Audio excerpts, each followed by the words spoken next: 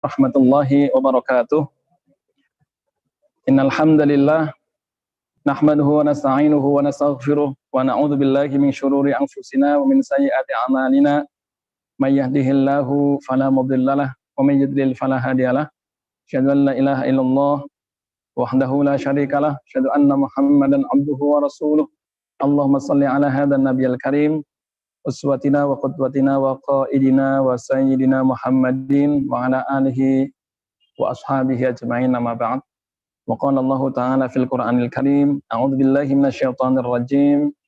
Ya ayyuhalladzina amanu taqullaha wal tanzur nafsum ma qaddamat lighad wattaqullaha innallaha khabirum bima ta'malun. Shadaqallahul azim. Ma'asyiral muslimin, jamaah sekalian yang dimuliakan Allah Subhanahu wa taala, puji syukur kita panjatkan kehadirat Allah Subhanahu wa taala atas segala nikmat yang Allah berikan kepada kita, terutama adalah nikmat kekuatan ma'nawiyah, kekuatan roh dan juga kekuatan jasad yang menjadikan kita alhamdulillah bisa melaksanakan perintah-perintah Allah Subhanahu wa taala dan juga bisa meninggalkan larangan Allah Subhanahu wa taala. Salawat dan salam semoga terlimpahkan kepada junjungan kita Nabi Muhammad SAW, kepada keluarganya, para sahabatnya, dan kepada seluruh pengikutnya yang setia. Kaum muslimin wal muslimat yang dimuliakan oleh Allah Subhanahu wa taala, pada kesempatan malam hari ini kita masih membahas bab tentang al-muraqabah. Dan pada kesempatan malam hari ini kita sampai pada hadis yang kedua yang akan saya bacakan. Bismillahirrahmanirrahim. An Abi Dzarrin Jundab bin Junadah wa Abi Abdurrahman Mu'adz bin Jabal radhiyallahu anhuma an Rasulillah sallallahu alaihi wasallam qala ittaqillaha haitsu ma kunta wa atbi'is sayyi'atal hasanata tamhuha wa khaliqin nasa bi khuluqin hasan, rawahu at-Tirmidzi wa qala haditsun hasan. Dari Abi Dzar Jundab bin Junadah dan Abi Abdurrahman Mu'adz bin Jabal radhiyallahu anhuma, dari Rasulullah sallallahu alaihi wasallam bahwa beliau bersabda, ittaqillaha haitsu ma kunta, bertakwalah kamu kepada Allah dimanapun kamu berada, wa atbi'is sayyi'atal hasanata, dan ikutilah keburukan atau perbuatan dosa, al hasanata, dengan kebaikan, tamhuha, niscaya kebaikan itu akan menghapuskannya, wa khaliqin nasa bi khuluqin hasan, dan pergaulilah manusia dengan akhlak yang baik. Hadis diriwayatkan oleh Imam At-Tirmidzi wa qala haditsun hasan, dan beliau berkata hadis ini adalah hasan. Saudaraku kaum muslimin wal muslimat rahimakumullah, hadis ini adalah berisi pesan-pesan Rasulullah sallallahu alaihi wasallam khususnya kepada dua orang sahabat yang bernama Abi Dzar, ya, Jundab bin Junadah, Abu Dzar Al-Ghifari, dan juga sahabat Mu'adz bin Jabal radhiyallahu anhuma. Tetapi karena isinya mempunyai kandungan yang sangat dalam, ya, pesan-pesan yang sangat penting di dalam kehidupan, maka ini juga berlaku bagi yang lainnya karena betapa pentingnya, ya, pelajaran yang ada di dalamnya, ya, untuk diamalkan. Jadi bukan hanya untuk Mu'adz bin Jabal dan Abu Dzar Al-Ghifari saja, tetapi juga tentunya untuk seluruh kaum muslimin sepanjang masa. Jadi insya Allah pesan ini bersifat abadi tentunya, berlaku sampai hari kiamat. Pesan Rasulullah Shallallahu Alaihi Wasallam kepada Abu Dzar dan juga kepada Mu'adz bin Jabal adalah ada tiga. Yang pertama, ittaqillaha haitsuma kunta. Ya, yang pertama, bertakwalah kepada Allah dimanapun kamu berada. Dan yang kedua, wa'ad bi'is sayyi'atal hasanata. Hendaknya setiap keburukan diikuti dengan perbuatan yang baik. Niscaya akan menghapusnya. Kemudian yang ketiga, wa khaliqin nas bi khuluqin hasan. Pergaulilah manusia, bermuamalahlah dengan manusia dengan bi khuluqin hasan, dengan akhlak yang baik. Ya. Ini 3 pesan Rasulullah Shallallahu Alaihi Wasallam kepada Abu Dzar dan Mu'adz bin Jabal radhiyallahu anhuma. Yang pertama, Rasulullah Shallallahu Alaihi Wasallam memerintahkan ittaqillaha haitsuma kunta. Jadi bertakwalah kepada Allah dimanapun kalian berada. Haitsuma kunta. Ya, apapun, dimanapun, dalam kondisi apapun, atau bagaimanapun keadaannya, pokoknya ittaqillaha. Bertakwalah kepada Allah Subhanahu wa taala. Hadirin rahimakumullah, kenapa? Karena ketakwaan itu adalah merupakan parameter apakah seseorang itu mulia di sisi Allah Subhanahu wa taala ataupun hina di sisi Allah, itu tergantung dari ketakwaannya kepada Allah. Kenapa? Inna akramakum indallahi atqakum. Sesungguhnya orang yang paling mulia di antara kalian adalah orang yang paling bertakwa kepada Allah Subhanahu wa taala. Makanya Rasulullah berwasiat kepada beliau berdua tadi, Abu Dzar dan juga Mu'adz bin Jabal, ittaqillah. Ya. Ittaqillah haitsuma kunta. Pokoknya bertakwa kepada Allah dimanapun kamu berada. Bagaimanapun kondisinya, pokoknya bertakwalah kepada Allah Subhanahu wa taala. Jadi takwa sendiri, ya mungkin kita juga sudah sering mendapatkan pengertian tentang takwa dari sisi lugawinya, dari sisi bahasa maupun dari sisi istilah. Jadi takwa itu menurut bahasa adalah al-khasyah, khasyatullah. Jadi takut kepada Allah Subhanahu wa taala. Jadi takut kepada Allah Subhanahu wa taala. Dan sesungguhnya takut kepada Allah inilah yang menjadi hijab, yang menjadi penghalang antara seorang hamba dengan kemaksiatan, ya. Antara seorang hamba dengan perbuatan yang akan mendapatkan murka dari Allah Subhanahu wa taala. Ya, dimanapun berada selalu merasa dipantau oleh Allah Subhanahu wa taala. Kenapa? Karena kita manusia ini sebenarnya mempunyai tanggung jawab yang berat.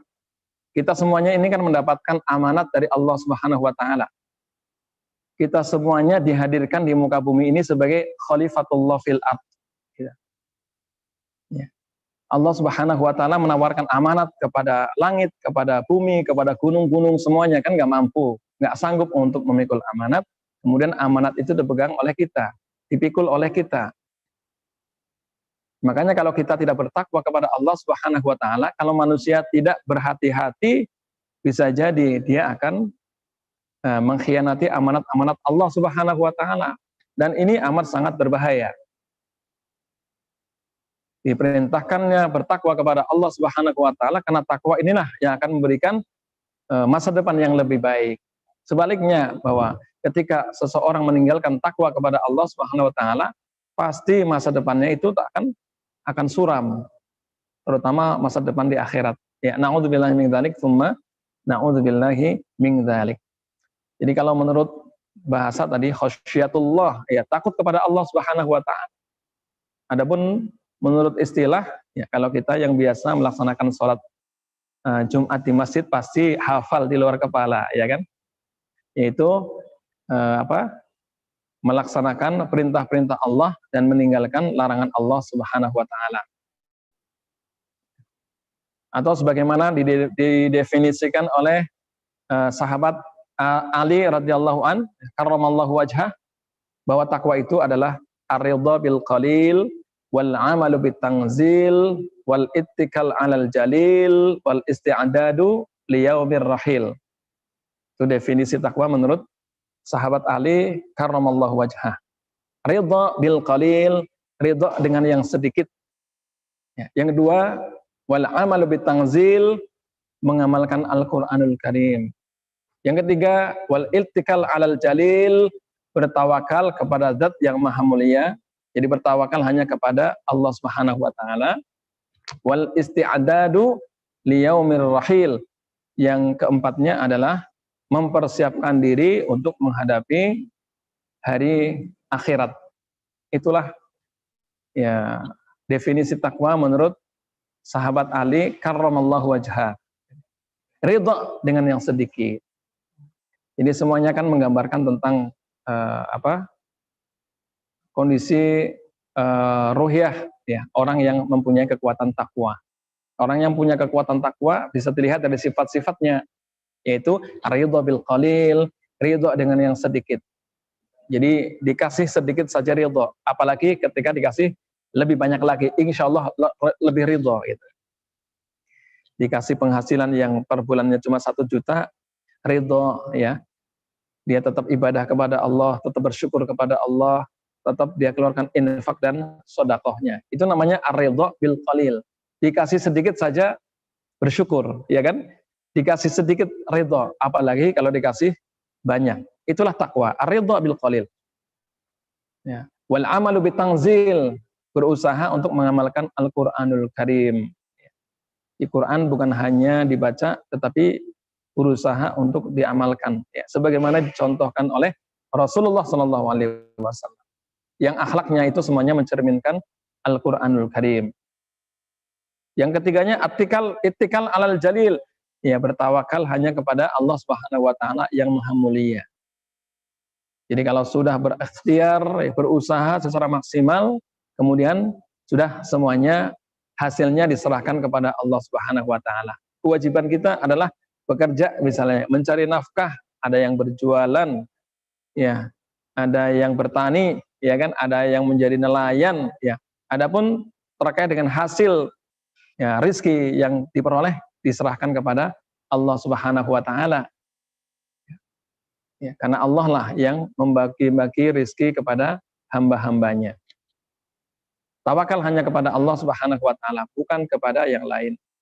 Kemudian yang berikutnya yang keempat adalah wal isti'dadu liyaumir rahil, mempersiapkan diri untuk menghadapi hari akhir, hari akhirat gitu kan. Jadi orang yang bertakwa begitu, dia mempunyai visi yang jauh, ya. Sebagaimana disebutkan oleh Rasulullah SAW sebagai orang yang ciri orang mukmin itu al-kayyis, ya, cerdas, al-aqil, ya, punya akal, ya. Akalnya itu jauh, akalnya tajam. Al-kayyis man dana nafsahu wa amila lima ba'dal maut. Orang yang cerdas itu adalah orang yang mengintrospeksi dirinya, bisa menata dirinya, bisa mengatur dirinya, wa amila lima ba'dal maut, dan dia bekerja dan beramal untuk hari sesudah kematiannya. Jadi jangkauan berpikir orang yang cerdas itu jauh, ya, bukan orang yang jalan pikirannya pendek dan cetek, ya kan? Karena al-ajiz itu namanya, orang yang lemah, ya, yaitu orang yang man atba'a hawahu, orang yang mengikuti hawa nafsunya, ya. Orang yang mengikuti hawa nafsunya, kemudian dia ya berangan-angan, ya, panjang angan-angannya, ya. Ya, orang yang ajiz, orang yang lemah itu, orang yang memperturutkan hawa nafsunya. Berbeda dengan orang yang berakal, dia muhasabah dirinya, dia introspeksi diri selalu, ya, ya, karena dirinya merasa selalu diawasi oleh Allah Subhanahu wa taala, dan dia juga tahu bahwa segala amal perbuatannya nanti harus dipertanggungjawabkan di hadapan Allah Subhanahu wa taala. Makanya wa amila lima ba'dal maut, dia bekerja dan beramal semaksimal mungkin untuk menghadapi hari ketika dia harus berjumpa dengan Allah Subhanahu wa taala. Itu al-kayyis, itu orang yang cerdas. Hadirin sekalian yang dimuliakan oleh Allah Subhanahu wa taala. Jadi pesan yang pertama dari Rasulullah sallallahu alaihi wasallam di dalam hadis di atas adalah ittaqillaha haitsuma kunta. Bertakwa kepada Allah dimanapun kau berada. Sebab dengan bertakwa kepada Allah Subhanahu wa taala, insyaallah, ya, insyaallah Allah Subhanahu wa taala akan memberikan pertolongan kepada kita. Wa may yattaqillaha yaj'al lahu makhraja wa yarzuqhu min haitsu la yahtasib. Barang siapa yang bertakwa kepada Allah, niscaya Allah akan memberikan baginya makhraja, jalan keluar dari berbagai problem kehidupan ya. Wa yarzuqhu min haitsu la yahtasib, dan Allah akan memberikan rezeki dari jalan yang tidak disangka-sangka. Jadi kalau bertakwa kepada Allah SWT, itu akan membuat kita selalu optimis karena kita selalu merasa bersama dengan Allah Subhanahu wa taala gitu. Jadi orang yang bertakwa dia merasa selalu bersama dengan Allah Subhanahu wa taala. Ya. Wa yarzuqhu min haitsu la yahtasib. Ya, dia yakin dan selalu berhusnudzon kepada Allah Subhanahu wa taala. Ya. Kaum muslimin rahimakumullah, ya, itu pesan yang pertama dari Rasulullah Shallallahu alaihi wasallam khususnya kepada Abu Dzar Al-Ghifari dan juga kepada Mu'adz bin Jabal ya.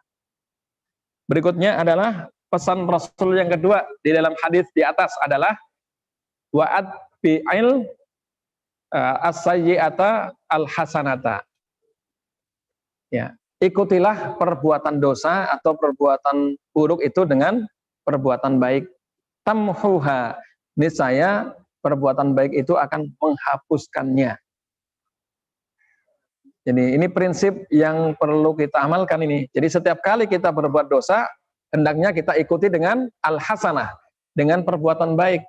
Terutama adalah dengan istighfar dan taubat, kan begitu.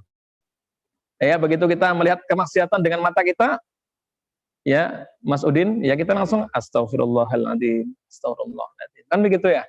Istighfar, ikuti langsung dengan al-hasanah, dengan kebaikan, terutama adalah istighfar dan taubat, gitu kan. Dan juga dengan amalan-amalan yang lain, ya dengan zikir, lebih banyak zikirnya, lebih panjang zikirnya, ya kan, lebih sholatnya lebih khusyuk, ya kan, sholatnya lebih kuantitasnya diperbanyak lagi, sunnah-sunnahnya, gitu kan. Yang biasanya nggak rajin tahajud jadi rajin tahajud karena merasakan berdosa, kan begitu, punya banyak salah gitu kan ya. Banyak tilawatil Quran ya, banyak infak dan sodakohnya, pokoknya banyak berbuat baik. Tamhuha, niscaya perbuatan baik itu akan menghapuskan kesalahan itu. Artinya kesalahan yang sudah dicatat sama malaikat, insya Allah catatan itu di tipek ya, dihapus ya, dihapus oleh Allah Subhanahu wa taala. Ya, diampuni oleh Allah Subhanahu wa taala. Sehingga insya Allah di akhirat pelakunya tidak akan mendapatkan hukuman, tidak akan mendapatkan azab, karena apa? Sudah di type X ya, sudah dicoret ya, sudah diputihkan gitu kan. Kenapa? Karena dia selalu menyertai perbuatan buruk itu dengan al-hasanah, dengan kebaikan. Terutama dengan istighfar dan taubat, terutama dari dosa-dosa kecil. Kalau dosa-dosa besar ya taubatnya syaratnya ditambah sebagaimana yang pernah kita kaji pada awal-awal pertemuan kita dalam mengkaji kitab Riyadhus Shalihin. Kalau dosanya dengan kaitannya dengan Bani Adam ya selesaikan urusannya dulu gitu kan. Entah itu dengan minta maaf atau dengan mengembalikan haknya, kan begitu ya, atau minta dibalas ya, pernah mukul ya dipukul lagi, kan begitu, pernah mengambil barang ya kembalikan barangnya ya, pernah punya pinjaman ya kembalikan itu pinjamannya, atau kalau enggak ya minta maaf atau minta halalnya seperti itu. Jadi ikutilah perbuatan buruk dengan perbuatan baik. Tamhuha, niscaya akan menghapuskannya. Kemudian berikutnya adalah wa khaliqin nas, yang ketiga ya, wa khaliqin nas bi khuluqin hasan. Bergaulah dengan orang dengan akhlak yang baik. Jadi kita ya diberi arahan oleh Rasulullah SAW untuk ketika bergaul dengan orang itu bergaullah dengan akhlak. Dengan siapapun ya. Yang jelas wa khaliqin nas, ini kan disebutkan wa khaliqin nas, bergaulah dengan orang. Itu kan muslim ataupun non muslim dengan akhlak yang baik. Ya kan? Ketika kita mengadakan muamalah jual beli ya dengan akhlak yang baik, ya kan? Ketika kita punya janji, ya penuhilah janji itu. Ya seperti itulah. Ya, ketika kita berbicara secara sopan. Ya. Sebab kalau kita insya Allah menghormati orang, orang pun merasa terhormat, dan insya Allah dia juga akan memberikan hormat kepada kita. Tapi kalau kita menghina orang, ya, merendahkan orang, ya, kemudian kita misal mencaci orang, orang juga akan merasa terhina. Dan bisa jadi dia juga akan membalas dengan menghinakan kita. Jadi kalau kita nggak ingin dihinakan orang, ya jangan sampai kita menghinakan orang. Kalau kita ingin hidupnya terhormat, ya kita berusaha untuk menghormati orang. Kalau kita ingin hidup kita mulia, ya kita berusaha untuk memuliakan orang. Sekalipun orang yang kita hadapi itu masih kecil, anak kecil, tetap harus kita muliakan.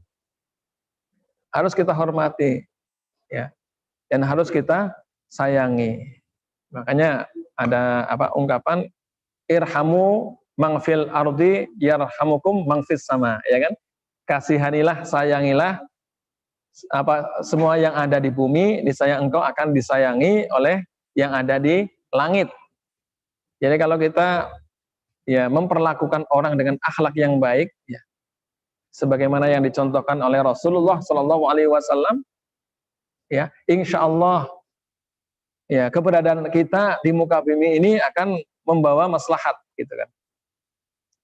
Ya keberadaan kita di rumah akan memberikan maslahat, keberadaan kita di masyarakat juga akan memberikan maslahat, dan insya Allah orang juga akan merasa nyaman berhubungan dengan kita. Betul Pak Kirman ya? Orang akan merasa tenang ya bergaul dengan kita. Orang akan merasa senang bermuamalah dengan kita. Ya. Sebaliknya, ya kalau kita meninggalkan akhlak yang baik, sebagaimana yang beberapa pekan yang lalu saya sampaikan, misalnya nggak jujur, ya kan, dusta, ya ini kan akan membuat hidup kita jadi ya tidak terhormat. Orang tidak akan menghormati kita, bahkan orang tidak akan mempercayai kita. Ya kalau kita sudah tidak dipercaya sama orang, ya mungkin rezeki juga seret, ya cari pekerjaan selalu ditolak, gitu kan? Kenapa? Orang masih curiga ini orang pendusta. Ini kalau kerja sama saya nanti bagaimana ini? Kerjasamanya bagaimana? Orang jadi ragu-ragu, ya. Kenapa? Ya karena ulah kita sendiri. Tadi apa? Kita bergaul dengan orang, tapi dengan akhlak yang buruk. Gitu. Makanya pesan Rasul kepada Mu'adz bin Jabal dan kepada Abu Dzar adalah wa khaliqin nas bi khuluqin hasan. Pergaulilah manusia, bermuamalah dengan manusia dengan akhlak yang baik. Nah, akhlak yang baik itulah yang akan membuat insya Allah peradaban manusia ini akan semakin menjadi baik. Gitu. Masyarakat kondisinya akan semakin baik. Kehidupan dalam keluarga akan baik, kehidupan di masyarakat juga akan baik, dan insya Allah kehidupan di dalam berbangsa dan bernegara juga akan menjadi baik dengan akhlak yang baik. Kaum muslimin sekalian yang dimuliakan oleh Allah Subhanahu wa taala, itulah 3 pesan Rasul sallallahu alaihi wasallam dari hadis Rasulullah sallallahu alaihi wasallam yang tadi sudah kita baca. Ini silakan, masih ada waktu, barangkali ada yang ingin diungkapkan, ditanyakan, silakan kepada jamaah. Nanti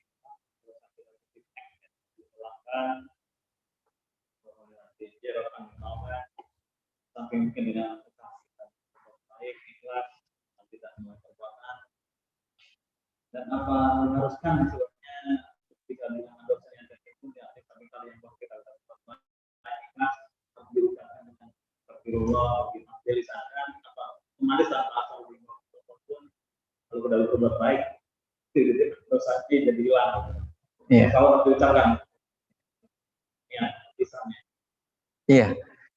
Jadi insya Allah, jadi caranya bagaimana supaya dosa kita itu diampuni oleh Allah SWT ketika kita berbuat buruk, berbuat dosa, ya dengan cara komitmen amal soleh, dengan hasanah. Apalagi al-hasanah, kebaikan yang kita kerjakan secara continue, secara dawam, ya, secara terus menerus, ya. Baik itu dengan ya istighfar ataupun dengan amalan-amalan yang lain seperti sholat dan puasa. Kan kita kalau masuk Ramadan kita sering ya mendengarkan hadis Rasulullah sallallahu alaihi wasallam selalu diulang-ulang. Man shoma Ramadhana imanan wahtisaban ghufira lahu ma taqaddama min dzambihi. Barang siapa yang berpuasa Ramadan karena iman dan hanya mengharap ridha Allah Subhanahu wa taala, diampuni dosa-dosanya yang telah lalu. Itu dengan puasa. Jadi ternyata dengan puasa as-sayyi'at kita, keburukan-keburukan kita, dosa-dosa kita sebagian diampuni oleh Allah Subhanahu wa taala dengan sebab al-hasanah yang kita kerjakan. Dan al-hasanah itu disebutkan dalam hadis apa? Man shoma Ramadhana, yaitu shaum Ramadan. Shaum Ramadan. Jadi hasanah itu ya perlu kita kerjakan, kita amalkan, baik yang wajib maupun yang sunnah gitu. Ya. Baik yang wajib maupun yang sunnah. Jadi ketika kita baru saja berbuat dosa, ya kita terus ya menyertai perbuatan dosa itu dengan al-hasanah, dengan kebaikan. Yaitu tadi dengan istighfar, dengan zikir. Nah, ada yang bertanya kepada Rasul, salah seorang sahabat bertanya, bagaimana dengan mengucapkan la ilaha illallah? Kata Rasulullah, itu adalah amal yang paling afdol, ya. Di antaranya dengan berzikir, mengucapkan la ilaha illallah, memperbanyak membaca la ilaha illallah. Dan juga jelas tadi istighfar gitu. Ya. Makanya pentingnya kita membaca istighfar. Rasulullah itu mengulang-ulang sampai 70 sampai 100 kali gitu kan. Bagaimana dengan kita? Harusnya lebih banyak. Karena Pak, dosa kita lebih banyak. Ya. Ini 3 pesan Rasul Sallallahu Alaihi Wasallam luar biasa ya. Jadi yang pertama perintah takwa, yang kedua menghapus keburukan dengan kebaikan, yang ketiganya adalah disuruh untuk menerapkan akhlak yang baik ya. Dan insya Allah dengan 3 hal ini hidup kita akan baik ya, kehidupan kita akan mulia. Jadi ini pesan Rasul itu kepada kalau nggak salah Mu'adz bin Jabal sebelum berangkat ke Yaman. Jadi pesannya disuruh untuk takwa kepada Allah, setiap keburukan diikuti dengan kebaikan dan bergaul dengan orang itu dengan akhlak yang baik. Ya. Jadi yang pertama itu dengan dimensi spiritualnya ittaqillah ya. Bertakwalah kepada Allah Subhanahu wa taala. Sebab dengan orang selalu merasa takut kepada Allah ya, dan dia merasa selalu diawasi oleh Allah Subhanahu wa taala, menjadikan dia itu ya malu untuk berbuat dosa. Ya kan? Bukan hanya malu juga, tetapi juga takut untuk berbuat dosa. Takut apanya? Takut dimarahin sama Allah, ya kan? Takut Allah murka. Ya, bahkan setelah itu kita takut mendapatkan uqubat dan hukuman dari Allah Subhanahu wa taala. Ya, mengapa kita disuruh untuk bertakwa kepada Allah Subhanahu wa taala? Agar hidup kita selamat ya. Agar kita menjadi orang yang al-muflihun, orang yang beruntung. Silakan barangkali ada yang lain. Mangga. Siapa? Mas Romli ya, di belakang bersembunyi. Silakan.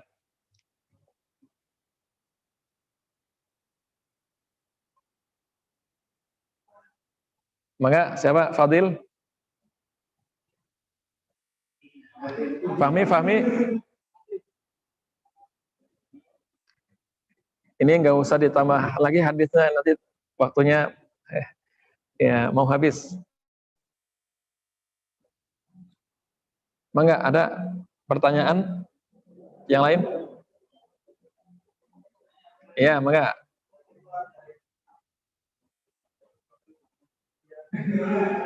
Ya, Fahmi, mangga.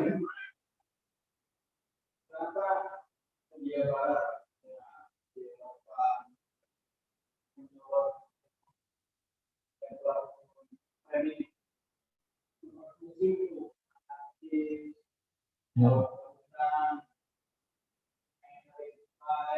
Hmm. Hmm. Hmm.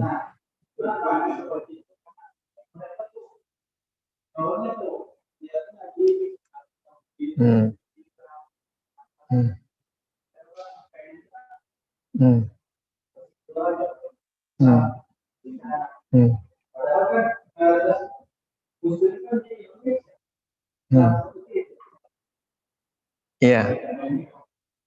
Jadi kadang kaum muslimin di luar negeri ya mendapatkan stigma sebagai orang-orang yang intoleran ya.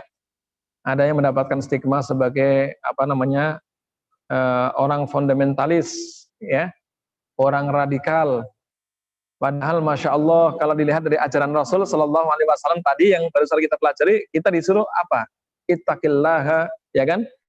Wa atbi'il as-sayyi'ata al-hasanata, ya kan? Kita suruh ketika berbuat dosa, berbuat salah, segera diikuti dengan kebaikan. Bahkan kita disuruh untuk wa khaliqin nas bi khuluqin hasan, bergaul dengan orang dengan akhlak yang baik. Cuman kadang-kadang propaganda dari kaum yang tidak suka kepada Islam, ya, yang mereka memusuhi Islam, ya, sebagaimana juga di masa lalu, ya, Rasulullah Shallallahu Alaihi Wasallam juga mendapatkan penentangan yang keras dari Abu Jahal dan juga dari abu-abu yang lain, ya enggak? Ya, dengan mengisukan Nabi sebagai pendusta, mengisukan Nabi sebagai tukang sihir, mengisukan Nabi sebagai pemecah belah umat, ya, pemecah belah bangsa, kan begitu. Itu Rasulullah SAW mendapatkan stigma seperti itu, dan itu sudah menjadi opini publik di Mekah di awal-awal dakwah Rasulullah SAW, sehingga banyak masyarakat yang termakan dengan informasi itu, akhirnya mereka terbawa memusuhi Nabi jadinya. Ya, jadinya masyarakat Mekah akhirnya mayoritas memusuhi Nabi gitu kan. Ya, padahal Nabi datang dengan membawa kebaikan, ya, membawa wahyu dari Allah Subhanahu wa taala untuk menyelamatkan manusia dari masa depan yang suram, ya kan?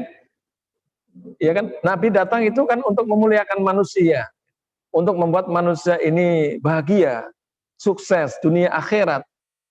Tapi karena tadi adanya serangan-serangan, ya, sisi informasi yang negatif, ya, ya, apa namanya, ada stigma-stigma yang negatif dari orang-orang yang tidak suka dengan kebaikan, akhirnya pun masyarakat banyak termakan isu itu, dan akhirnya mayoritas masyarakat Mekah itu memusuhi Nabi Shallallahu Alaihi Wasallam. Ya, walaupun akhirnya mereka nanti pada masuk Islam dan Islamnya menjadi baik, dan akhirnya mayoritas mereka menjadi kaum muslimin yang sangat mencintai Rasulullah Shallallahu Alaihi Wasallam itu setelah mereka sadar, kan begitu. Ya, jadi yang jelas bahwa akhlak Rasulullah Shallallahu Alaihi Wasallam ini mempunyai kekuatan yang luar biasa, ya, mampu apa namanya menetralisir, ya, terhadap isu-isu yang berkembang. Dan insya Allah akhlak Rasul Sallallahu Alaihi Wasallam itu terabadikan, ya, dan terekam dengan baik di dalam sunnah-sunnahnya. Dan ini menjadi counter, ya, menjadi apa namanya penangkal, ya, jadi serangan-serangan orang yang ingin memberikan stigma negatif terhadap Islam dan kaum muslimin. Bahwa kaum muslimin ini bukan orang yang intoleran, toleran, sangat toleran, ya kan? Lakum dinukum waliyadin, itu kan? Kaum muslimin ini adalah apa namanya, kaum yang punya akhlak yang baik. Makanya kita diminta dan disuruh oleh Rasul Sallallahu Alaihi Wasallam untuk wa khaliqin nas bi khuluqin hasan. Ya, bergaulah dengan orang dengan akhlak yang baik, karena dengan akhlak yang baik insya Allah orang hatinya itu akan apa namanya, akan akhirnya tersadarkan, ya, kemudian akan memberikan simpati dan empati dan memberikan perhatian, serta akhirnya, ya, insya Allah akan lebih mendalami Islam, mengenal Islam lebih baik, dan akhirnya insya Allah dengan akhlak itulah orang akhirnya terdorong untuk mengikuti kita, ya, masuk Islam itu. Makanya ada istilah lisanul hal afsahu min lisanil maqal. Jadi bahasa perbuatan itu jauh lebih fasih daripada bahasa lidah. Jadi kalau kita berdakwah dengan akhlak, dengan perilaku kita, dengan perbuatan kita, itu jauh lebih manjur dan lebih ampuh dibandingkan hanya dengan ngomong saja.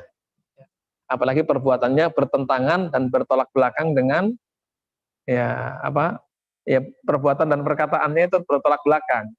Orang tidak akan mendengarkan kata-kata kita, apalagi mau mengikuti.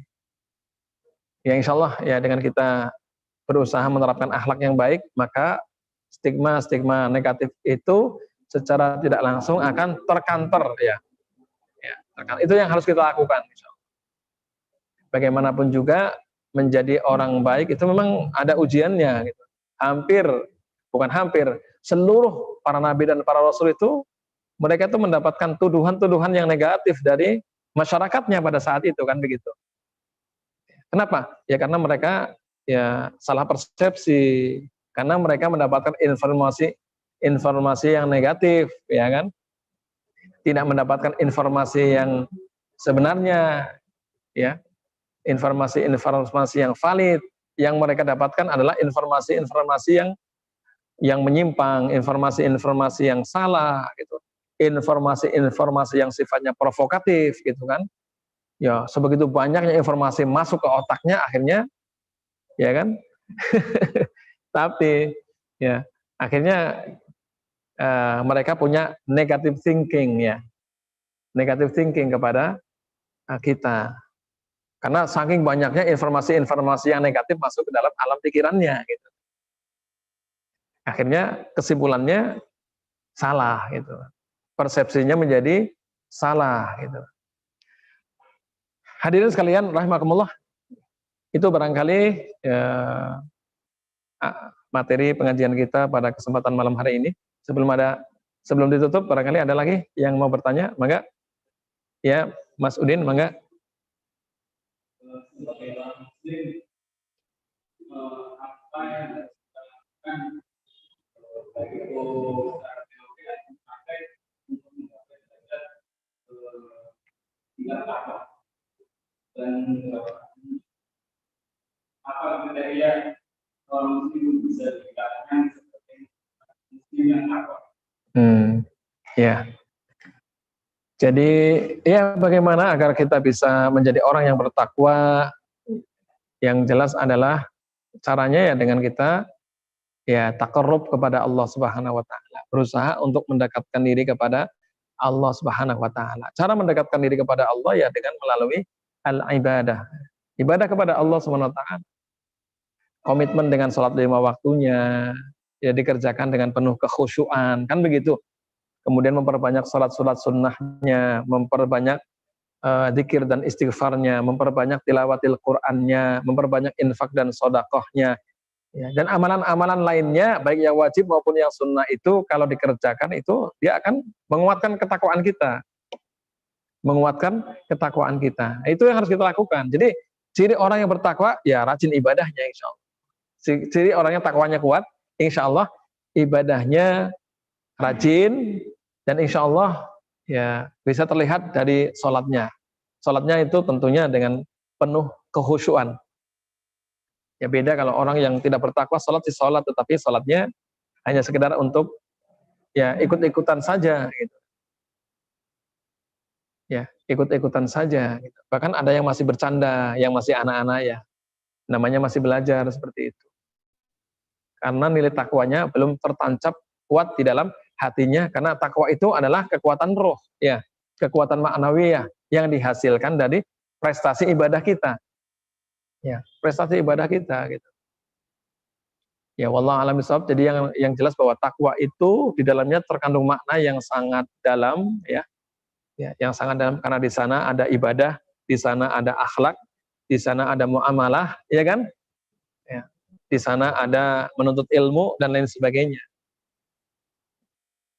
Jadi insya Allah dengan kita melaksanakan kewajiban-kewajiban yang ada di pundak kita, dan juga melaksanakan amalan-amalan sunnah, itu akan semakin menguatkan ketakwaan kita kepada Allah Subhanahu wa taala. Yang penting perbanyak amal, gitu Mas Udin. Perbanyak amal soleh. Apalagi yang tinggal di masjid, perbanyak amal soleh. Jam 3 sudah bangun. Ngapain? Qiyamul lail, ya kan? Salat tahajud gitu kan. Dan itu harus diagendakan dan harus kita nawaitunya itu harus ada.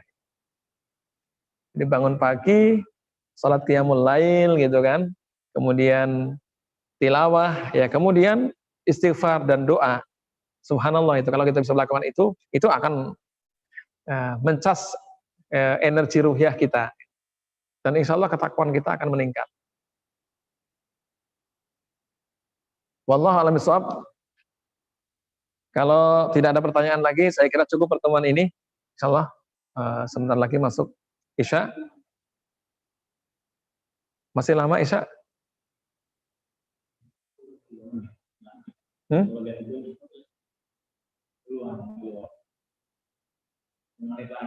Baik, ya kita rehat ya, insya Allah. Dan mari kita tutup bersama pertemuan kita malam hari ini dengan membaca hamdalah. Alhamdulillahirabbil alamin.